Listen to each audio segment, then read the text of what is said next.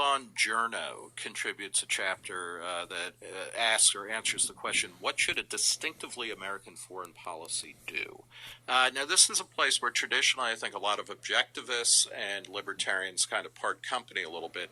How does the book answer that question? What is a distinctively American foreign policy? Well, government has a real important role, and this is great debates in libertarian circles. I know in anarchist circles, Nick, about what is the proper role of government, and Journo answers, and I believe Ayn Rand answers that the government is our agent of self-defense. That's what it is. That's its essential role, is securing our freedom to pursue our goals. And just as police and courts are essential, we need an effective military force to protect our freedom through foreign threats. And that's a big part of the proper role of government, is to eliminate and neutralize and defang foreign threats to our country. So does that military? I mean, I guess in the objectivist world, as opposed to the libertarian world, and again, these are kind of like overlapping, but distinct circles. Where does that leave us, say, vis-a-vis year 18 in Afghanistan or being in Iraq?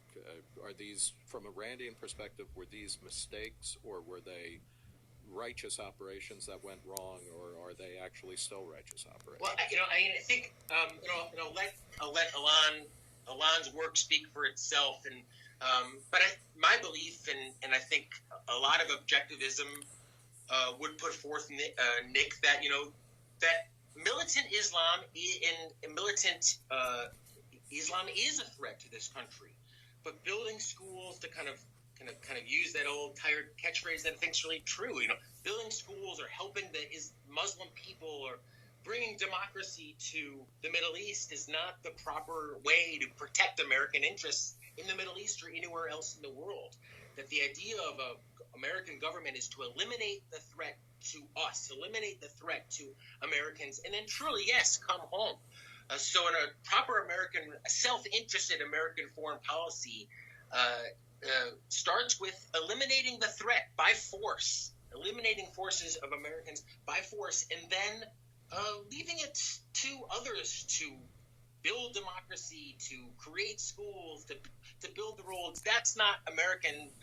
That's not America, the American military's role. Is that something that has changed? And I realize, we're talking about Rand and then Randian inspired people and things like that. But, the difference between, say, right after World War II and the Cold War and now, it seems that because Rand was more militant. I mean, she was certainly anti-communist, and she believed in taking the fight to communist countries, right? Yes, absolutely. I mean, she was explicitly anti-communist, explicitly anti-collectivist. And a foreign policy, Journo writes, Nick, a foreign policy is one that embraces this notion of individual rights. And the idea that, look, if there are threats to this country, if there's enemies to this country, then it's absolutely proper to eliminate those threats, eliminate them resoundingly, and that only by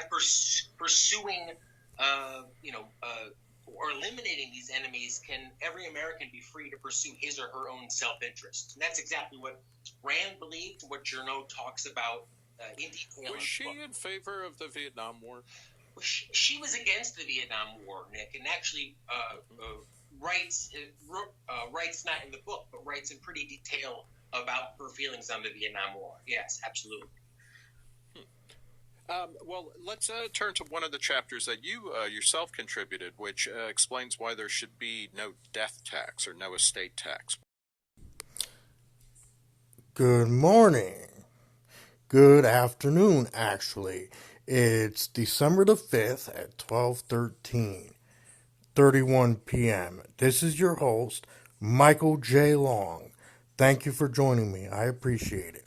So that was a segment from the episode of, apparently from the Reason podcast, America really was the first country founded on individualism, which I agree with. Nick Galupsi, I think, however you pronounce his name, was the host of this show, and he was interviewing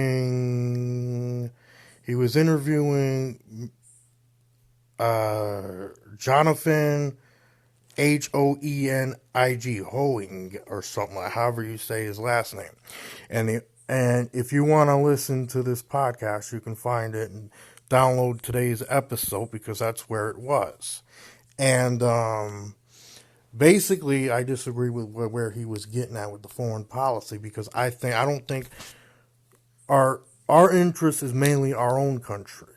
Now, and I wanted to read to you where the Libertarian Party in and itself stands on this matter. But first off, let me explain that the Libertarian Party is against a foreign policy whereby the U.S. military is invading other countries in the name of American interests. And so that's one point that I wanted to get across. The LP stands highly against it, and even most libertarians, the majority of libertarians, are against that type of policy. And I don't know much about Ayn Rand or where she stood on that issue per se, because I never read her policies on that. But Libertarian Party on Foreign Policy. And I will submit to you that the LP is against that type of foreign policy. All right, let me read to you where the Libertarian Party stands on foreign policy. It's titled as Libertarians Seek a United States at Peace with the World. So by that I'm referring to the American Libertarian Foreign Policy as listed on its site through lp.org, which happens to be the party of principle. And I'm just going to read it to you so you can have an understanding of where the LP stands on this matter. The United States relies too heavily on our military might in foreign policy. For more than a decade, our country has been waging active wars in the Middle East. This left our military tired, with several thousand dead and many more thousands wounded physically and mentally. A decade ago, the United States entered into nation building, thinking it would help improve corners of the world that terrorists find opportunistic. Sadly, some of the nation building which our country entered into, with generally good intentions, has backfired. We now know that no matter how cephalistically or philosophicated statistically, our military, I don't know how to spell that word, but it's sophisticated, philosophically, our military is, and no matter how much money we spend, nation building is far more complicated than that we originally thought. Additionally, it may likely create more terrorists than it quells. Imagine if China had a military base in Montana, or Russia had a military base in Texas. How would Americans feel about that? We would likely feel insulted, oppressed, and mad. Some Americans would likely seek to actively oppose those bases, and then escalation would continue. That is what we have seen in the Middle East with our involvement there. Libertarians believe that war is justified only in defense.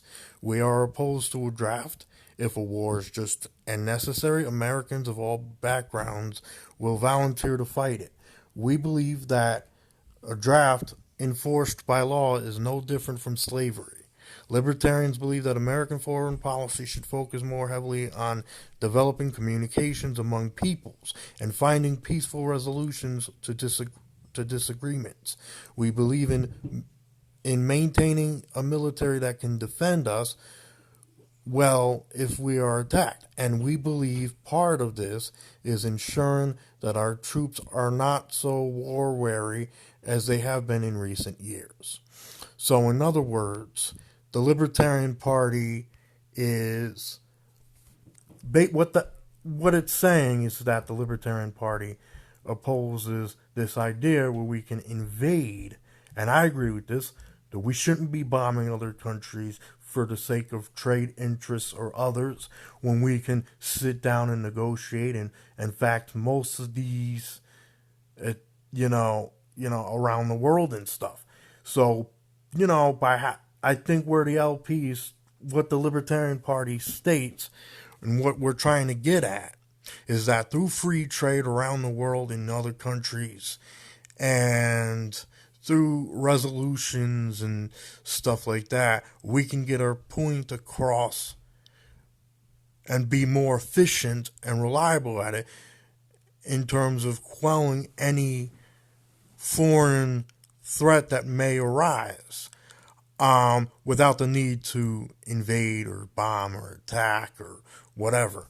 So, I mean, like I said, our interests are mainly that of the United States of America in its defense, meaning that if an enemy comes and invades our country or attacks us, we have a right to defend ourselves and our loved ones and our property and have a military that will derail and counterattack them and drive them off our coast.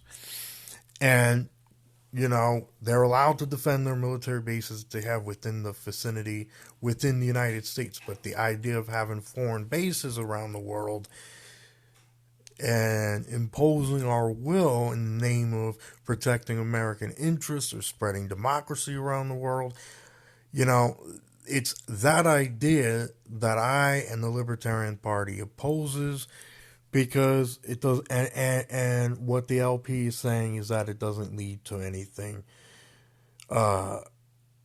successful, anyways, and I think it's high time that we start minding our own business and let these countries sort out their own problems, and then, that's probably what we really should be doing with regards to foreign policy.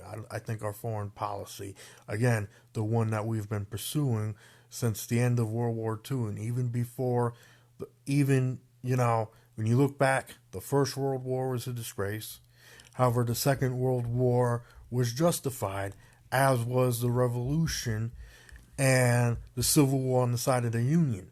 And the reason why I say that the World War II was justified was because the Germans and the Japanese were intending to invade and attack us and all that.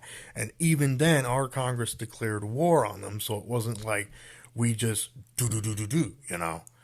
So, anyways, if you like what you hear, please send your questions in through anchor.fm/Michael J. Long.